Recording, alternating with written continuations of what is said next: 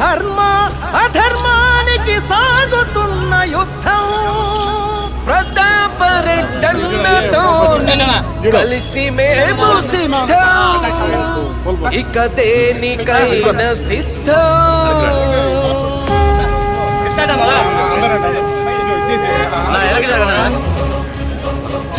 ఎవరెన్ని చెప్పినా ఎందరూ కలిసొచ్చినా కుట్రలెన్ని పన్నినా కుతంత్రాలు చేసినా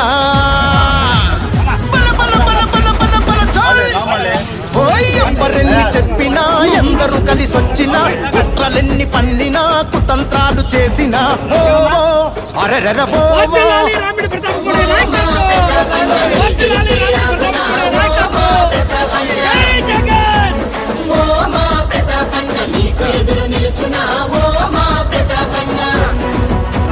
కుట్రదారులంతా కలిసి కూటమిగా వచ్చిన కావలి ప్రజలండదండ నిండుగా నీకుండగా సిద్ధం సిద్ధం కలిసి యుద్ధం యుద్ధం చేయమంటూ సిద్ధం సిద్ధం సిద్ధం యుద్ధం యుద్ధం ఇది ప్రజల కొరక యుద్ధం ఎవరెన్ని చెప్పినా ఎందరూ కలిసొచ్చినా కుట్రలెన్ని పన్నినా కుతంత్రాలు చేసినా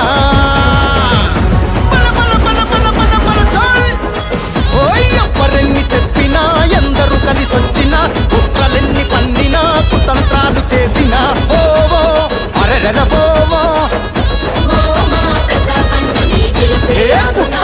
మీరంతా ఒక్కటయ్యి వచ్చినా లక్షలాది ప్రజల అండ ప్రతాపన్నకుందిగా పులిని చూసి నక్కలు వాతలెన్ని పెట్టుకున్నా ఈ పులిలోని గాంభీర్యం వాళ్ళకు మరి వచ్చునా నిప్పులు గుప్పిట పట్టి దాచేస్తే దాగునా నీటిని మూటగా కడితే నిలిచి మరి ధర్మ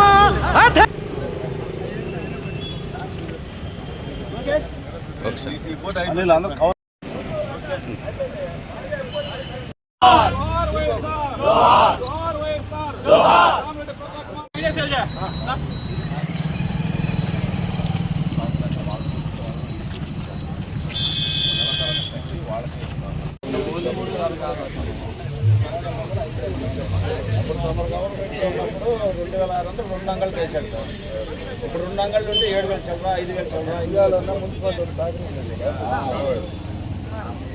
అంత మనోహరం తిప్పితే అందరూ వస్తే ప్రతి ఒక్కరికి లాస్ అయిపోయింది. ప్రతి ఒక్కరికి పోయిన గవర్నమెంట్ లో ఇవన్నీ తీసేయాలని మున్సిపాలిటీ వాళ్ళు వచ్చినప్పుడు కూడా మీరు అందరు షాపులు పెట్టుకొని ఎన్ని చేశారు. రోడ్ ఎంత చేశారు? 3 అడుగులు చేశారు. సైడ్ 3 అడుగులు చేసిన దానికి మొత్తం తీసేశారు. మొత్తం తీసేశారు కదా. ఇప్పుడు మళ్ళీ కాలువ తీయాలని చెప్పేసి గుంపులు మొత్తం తీసేసేసి తీసేయమని చెప్తున్నారు. ఈ ప్రభుత్వం వచ్చిన తర్వాత ఒకసారి మొన్న ఎమ్మెల్యే కాడికి పోయారు సార్. ఏమన్నారు? ఎమ్మెల్యే కాడికి పోతే నాకు సంబంధం లేదు, కలెక్టర్ కాడికి పోయి అడగండి, నాకు సంబంధం లేదు, ఎన్ని అవసరం లేదు చెప్తారు. గతంలో వచ్చినప్పుడు ఆయన చేశారు. అవి మాకు సంబంధం లేదు. ఈ ప్రభుత్వం వచ్చాక ఫస్ట్ స్టార్టింగ్ లో కొన్ని షాపులు ఉన్నాయి, అవి కూడా తీసేస్తారా రేపు కాలువ? మళ్ళీ ఇస్తామంటున్నారు. మళ్ళీ ఇస్తారో షాపులు కట్టినారు అవి తీస్తారా? వాటికి కాలువ రాదా? అందరికీ నమస్కారం.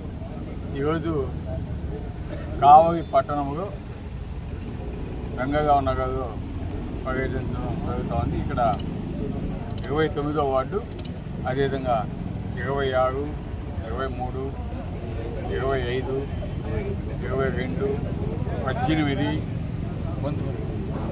19 ఈ వార్డుకి సంబంధించి ఈ ప్రాంతంలో ఉన్న సమస్యలు, ముఖ్యంగా ఈ రోడ్డు ఉదయగిరి రోడ్డు మార్జిన్లో ఉన్న వ్యాపారస్తుల కోరిక మేరకు మా నాయకులంతా కూడా ఈ విధంగా ఇబ్బంది పడుతూ ఉన్నారు. ఇక్కడ ఒకసారి వచ్చి వారికి ఒక హామీ ఇవ్వాలని చెప్పి పెరగడం జరిగింది. దానికి సంబంధించి ఈరోజు మేమంతా కూడా ఇక్కడికి రావడం జరిగింది. వారి సమస్యలు కూడా అడిగి తెలుసుకోవడం జరిగింది. ముఖ్యంగా వారికి చెప్పేది ఒకటే, గత ప్రభుత్వంలో మేము 2,000 నుంచి 5,000 దాకా షాపు సైజుని బట్టి మాకు నిర్ణయించి ఉన్నారు. ఆ విధంగా మేము వ్యాపారం చేసుకుంటూ ఇక్కడ జీవనాధారం చేస్తూ ఉన్నాము.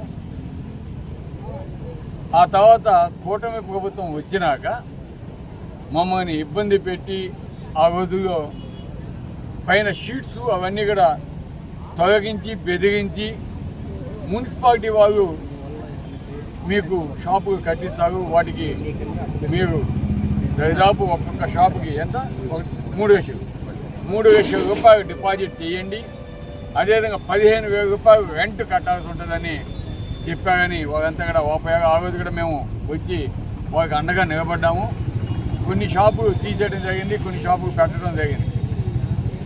ఆ డిపాజిట్ కూడా అనాథరైజ్డ్గా అంటే ఎవరో నాయకుల కోసం కరెక్షన్ చేసే విధంగా రిసిప్ట్ ఉండదు, ఏముండదు.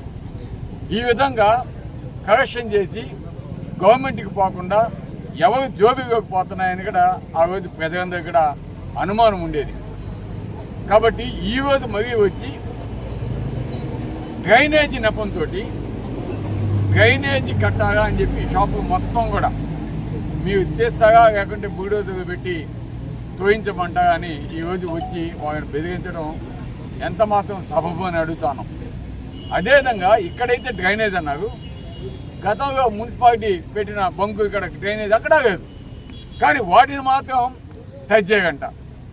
ఏదైనా మాత్రం మీరు రిమూవ్ చేస్తాగా లేదా బుల్డోజర్ పెట్టి తీయించమంటాగా, తీసేస్తే మళ్ళా మీకు ఒక 4 నెలల తర్వాత ఇస్తామని చెప్తున్నారంట. కానీ హామీ అయితే ఇవ్వడం అంటే ఇది వాళ్ళ స్వార్థ ప్రయోజనాల కోసం, తెలుగుదేశం నాయకులు వాళ్ళ తొత్తులకి ఇచ్చేదానికోసం ఈరోజు వాళ్ళు చేస్తున్న కుట్ర.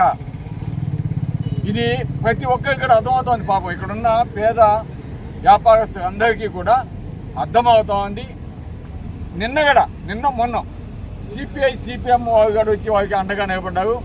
అదేవిధంగా ఈరోజు వాళ్ళంతా పిలిచిన మీదట వైఎస్ఆర్ కాంగ్రెస్ పార్టీ కూడా ఇక్కడికి వచ్చి వాళ్ళకి అండగా ఉండాలి, వాళ్ళకి న్యాయం చేకూర్చాలి. ఎవరైతే బిజినెస్ చేస్తూ అక్కడ ఉన్నారో వాళ్ళకి తప్పకుండా షాపుకు వచ్చే విధంగా చేయాల్సిన బాధ్యత ఈ ప్రభుత్వం మీద, ఈ కూటమి ప్రభుత్వం మీద ఉంది. దానికి తప్పకుండా వైఎస్ఆర్ కాంగ్రెస్ పార్టీ మద్దతు పలుకుద్ది. తప్పకుండా కమిషనర్ కూడా కలుస్తాం.